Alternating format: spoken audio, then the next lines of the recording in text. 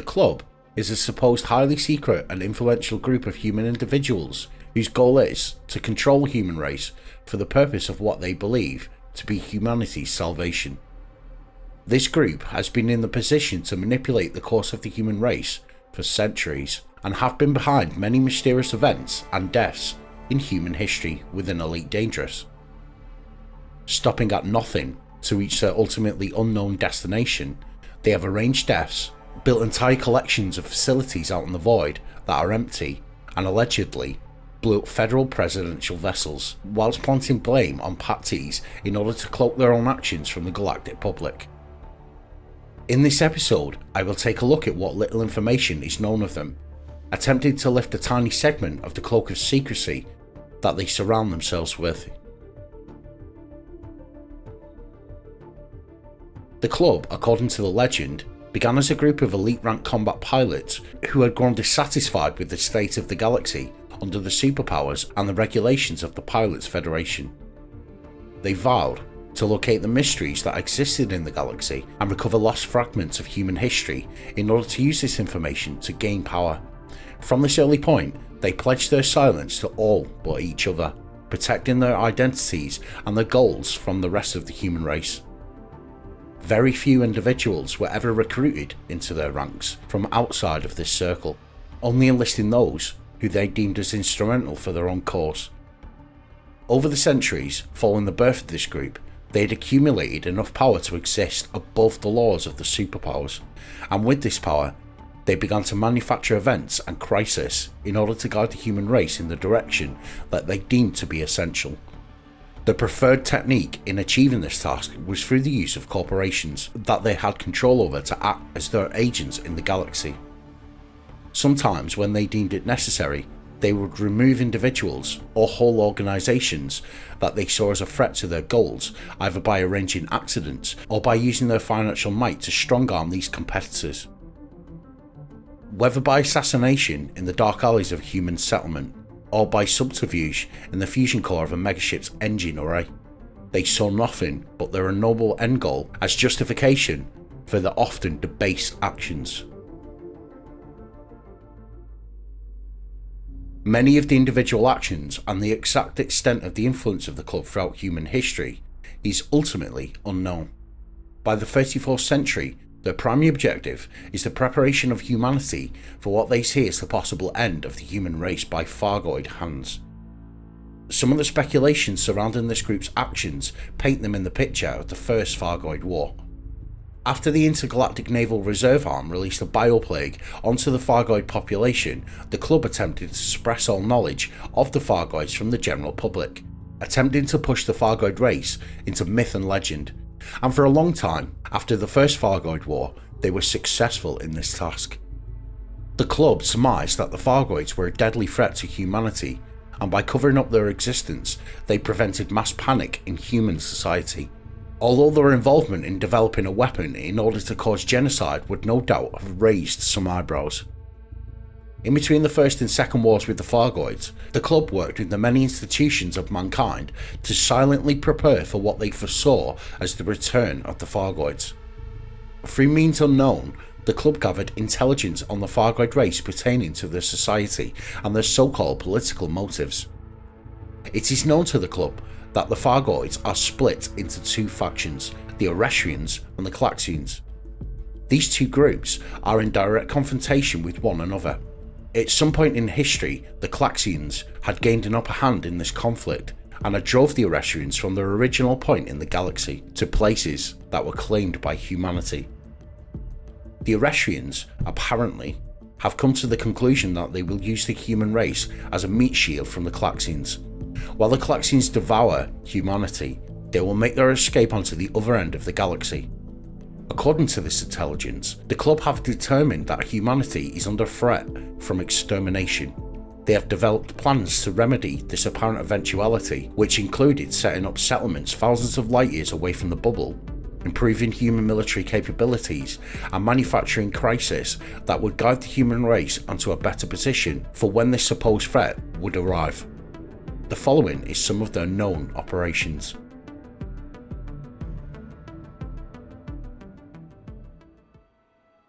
In 3270, the club funded a secret expedition called Project Dynasty to chart suitable worlds for human habitation out in 3 zones beyond the bubble: the Formidine Rift, the Conflux, and Hawkins Gap. Due to the limitations of FTL travel at the time, traversing these locations were fraught with danger and took months to reach. The club funded various crews in various ship sizes to plant navigational beacons and explore these regions. Some of the crews returned, and some were not allowed to return, their lives deemed expendable in order to keep these expeditions a secret. With one of these expeditions in particular, to the Formidine Rift, it was decided that the crew of this mission was completely expendable, and the club had planted mind-altered death squads who murdered the crew once their mission was complete before ending their own lives. For more information on this topic, follow the link above.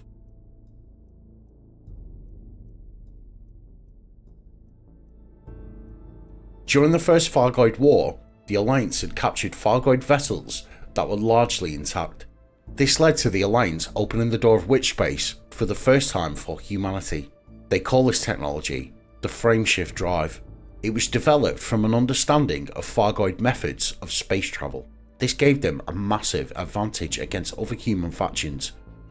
The club, acting through a corporation firmly in their pockets, arranged for this technology to be available for all of mankind, and by doing so made Sirius the wealthiest corporation known to humanity.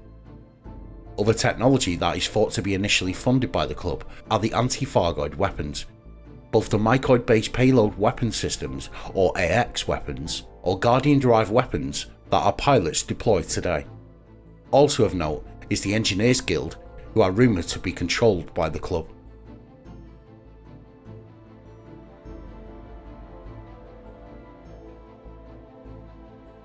The London Treaty was set up to regulate the number of capital ships that each superpower could legally deploy. Similar to the London Naval Treaty of the 20th century, the unchecked production of massive military vessels would drive each superpower to make more of these vessels than their competitors.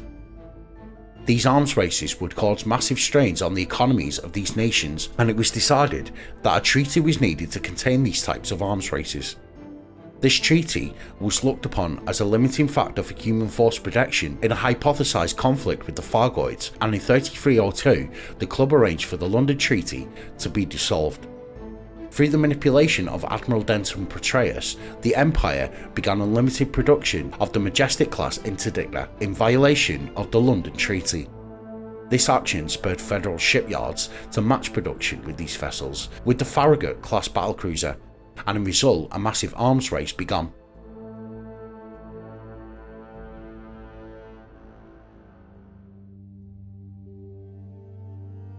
During the reign of Federal President Yasmina Halsey, during a political trip to a federal colony, the official vessel of the president was destroyed.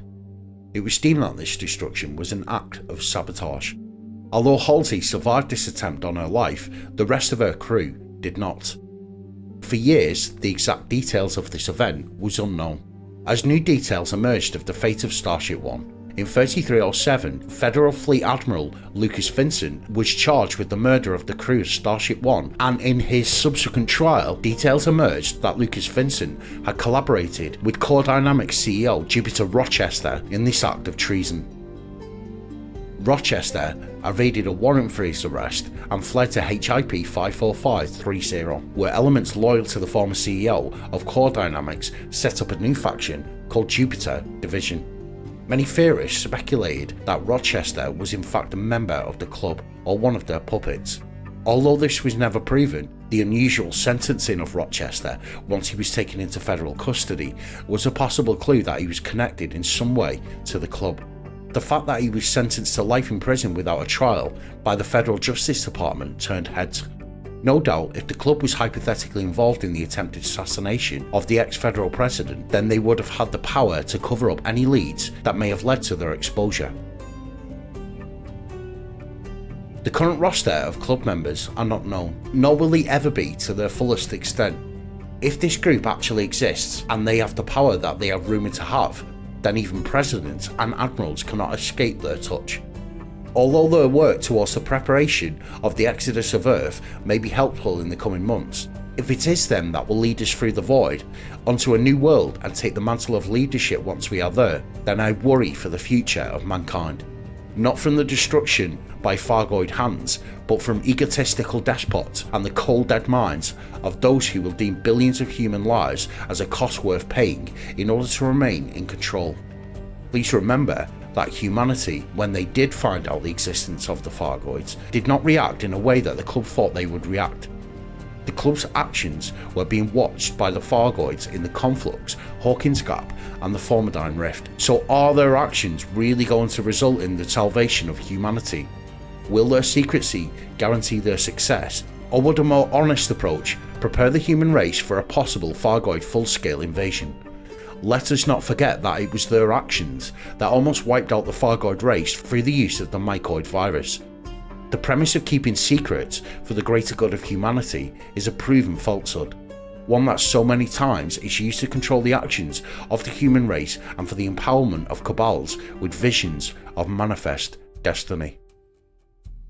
For inquiries in Elite Dangerous as to the whereabouts of my will, please write to William B. Davis, Jameson Memorial, Shinrata Desra. Thanks for the watch. I would like to thank the official members of the channel: David Gate, Ahsoka Ashlatano, Swifto Scythe, Ministry of Magic Department of Mysteries, Patrick Green, the Wandering Reapers Gaming Community, Commander Omega 88, and our new member Alex Simin, who also chose to donate through Coffee and will be known by myself from now on as the Neutron Chad. May his blue tinted kindness accelerate us to Raxler. Also, thank you Commander Wisfizz for also donating through Coffee. Honestly though, cheers guys, you are helping to keep this channel go. If you would like to back the channel in this way and get some exclusive videos in return, then please follow the membership options below or in the homepage of the channel. If you would like to leave a one-off tip and back the channel, then follow the Coffee link below. Liking this video massively helps with the algorithm. Until next time Commanders, 07.